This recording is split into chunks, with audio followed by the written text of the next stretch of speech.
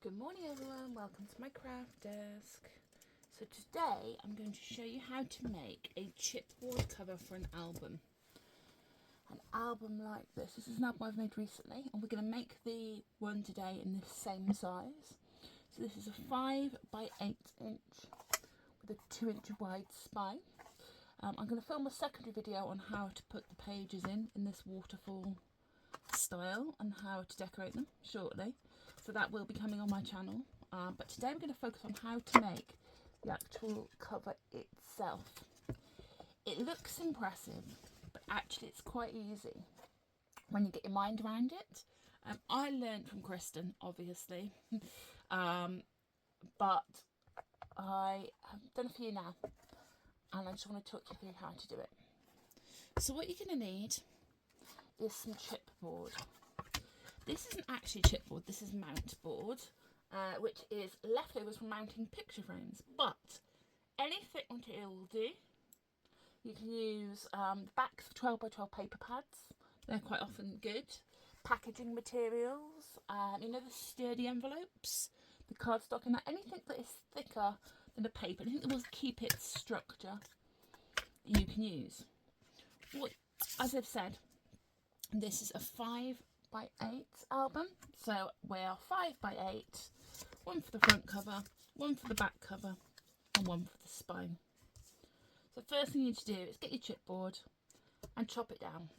You're not going to see these, doesn't matter what colour these are, doesn't matter what they look like, because these are going to get covered eventually.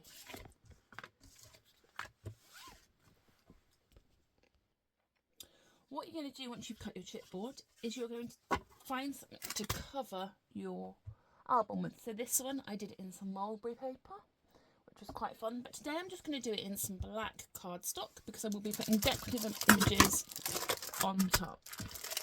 So when it comes to the thickness of your cardstock, this is 250 GSM, so it's quite sturdy, and what you're going to need is enough to cover the area of all of your pieces put together. So if you line them up, it needs to cover them. So whether you're using 12 by 12 paper or whether you're using 2 A4 sheets like I am here, this is what you want to do. So I'm going to take 2 A4 sheets and I'm going to stick them together just using my wet glue. Depending on the size of your album, also depends on what size you needed your base pages. So your album base. I am planning on putting decorative paper on top of this. This is why I'm going for just a black base. This eventually will be covered up. So there we go. Making a larger sheet of paper to ensure that it will fully cover our pieces. Next, what we're going to do, as you've probably guessed already, is line our pieces up on this paper. The gaps here are our weakest points. What we want to do is try and avoid putting this fold that we've just made on one of those gaps. So I'm going to wiggle it around so that this fold is actually in the middle of the spine. Again, doesn't make a difference. I'm not sure if you can see it very well on camera, but the spine is here, this fold is here, and we're putting our spine like this. Next, what we're going to do is glue these to the base. So I'm going to start with the one side. I'm just using liquid glue to get this on. I use the Barely Arts glue. I find it doesn't wrinkle the paper. It's nice and strong and it dries relatively quickly.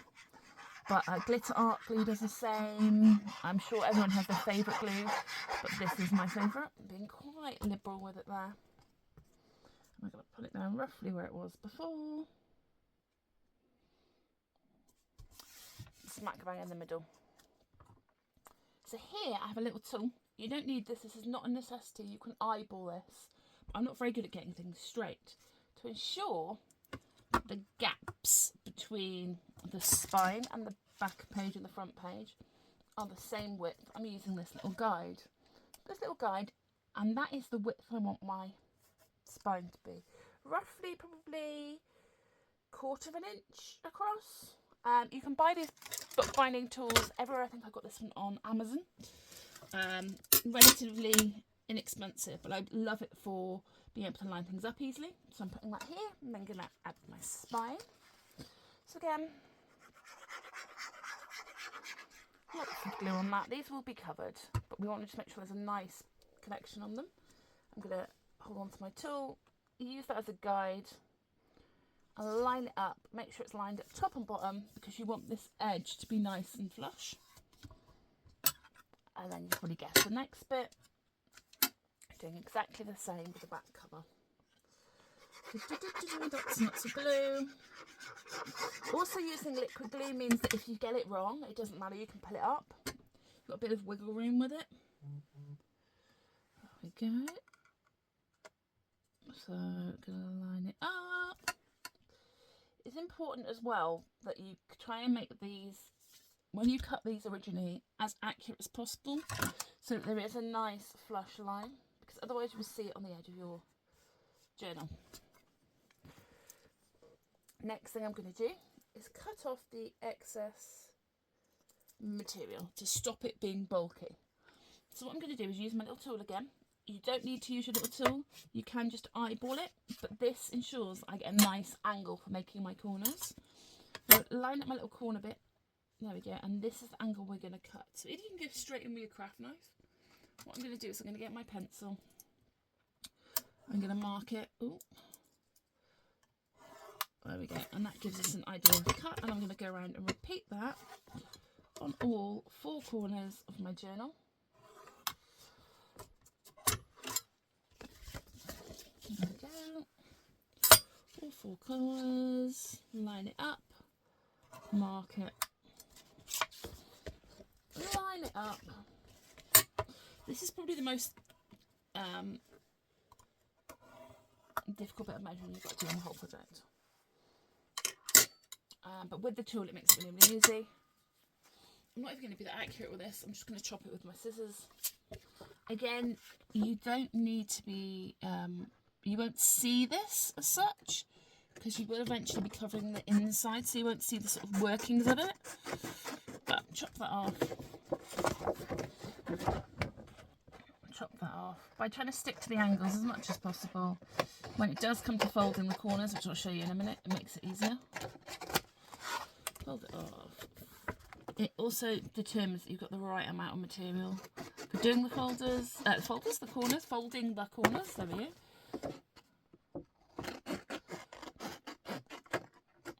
And that's our corners done. So as you can see, these now will fold from the top, the sides and the bottom to give us our album cover. What I am going to do, again, not necessarily needed, but I'm going to just makes folding it easier. So I'm going to get myself a rounded tool and I'm just going to run it. I'm actually going to use, if I got the other side, I'm going to use this side. I'm going to run it down the folds of my album, very much like you would score with the scoring tool.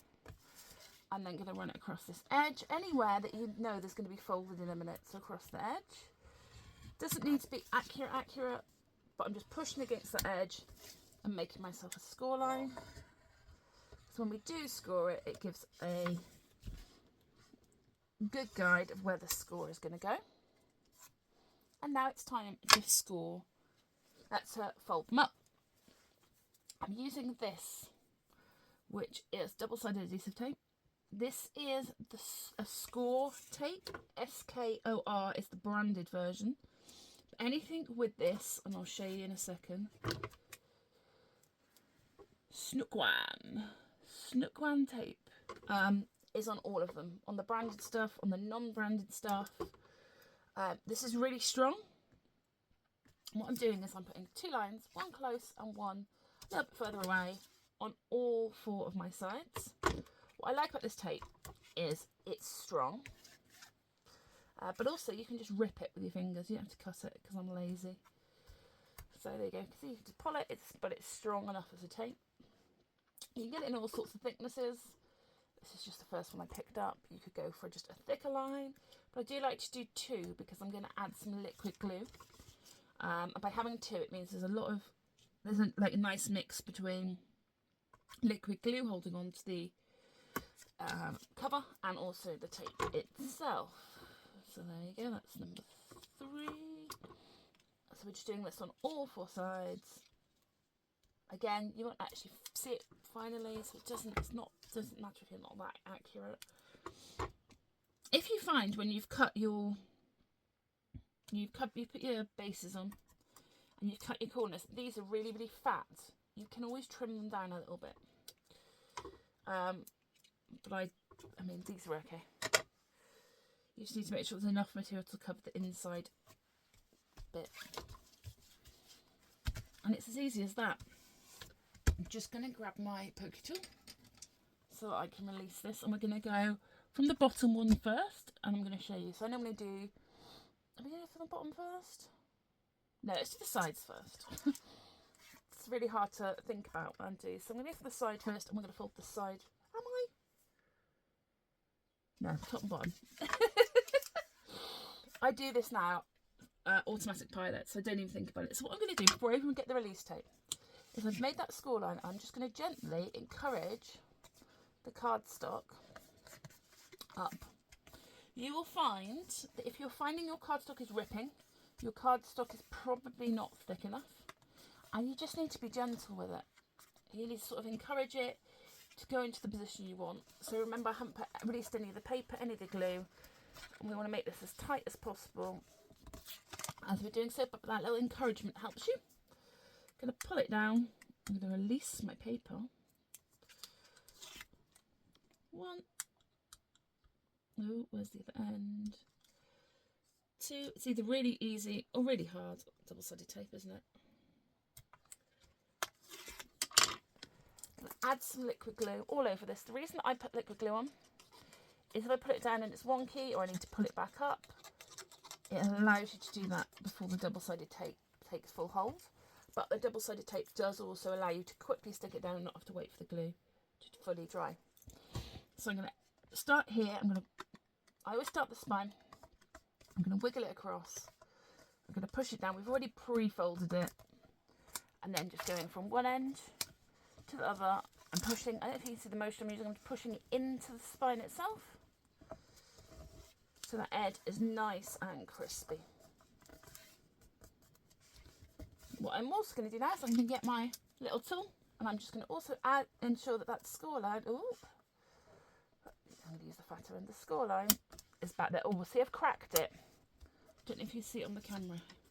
See where I've cracked it a little bit? It doesn't matter on the inside cover because we're going to cover it. But that's what you just want to be careful of, is that you're not cracking your cardstock by pushing too hard on your scoring. And then we're going to repeat this to the other 3 sides. Again, release the paper. Release the paper. I should have folded it up first. So do as I say, don't do as I do. Add my liquid glue. There is a little bit of a knack to folding this so it doesn't rip. Don't panic, because just practice makes perfect on this technique. So folding it up, I would start in the middle and folding it down. There we go. Nice and crispy. Nice and crispy. And now onto the edges. So edges is the same theory. We're going to fold this up. But what we want to do is make sure that our corners are nice and crisp. So I'm going to bring you right in for this one. So here, this is the one edge, and this is your corner.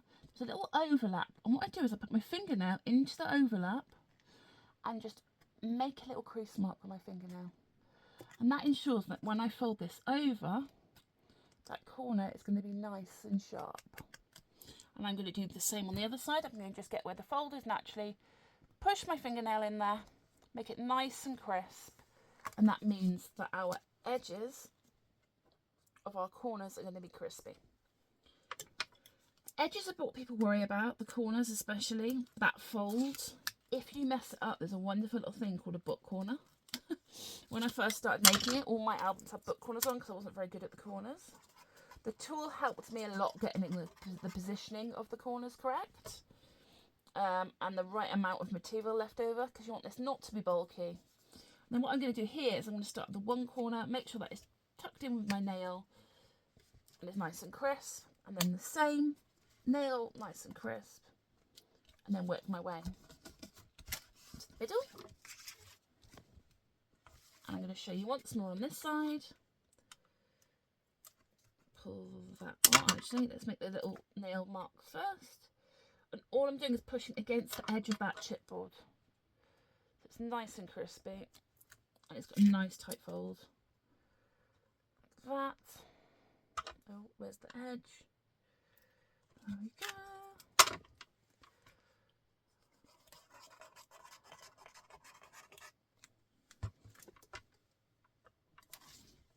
And then make sure my edges are crispy. Make sure my edges are crispy. Pull it over. And there we go. That is basics of how to cover a chipboard cover. Now what you'll notice is where I'm just going to put my fold lines in here. Is where I'm going to fold it. Where you've already pre-scored it, it just folds nicely. You can see where we did our line. It's not on any of the scores, and it is fully covered.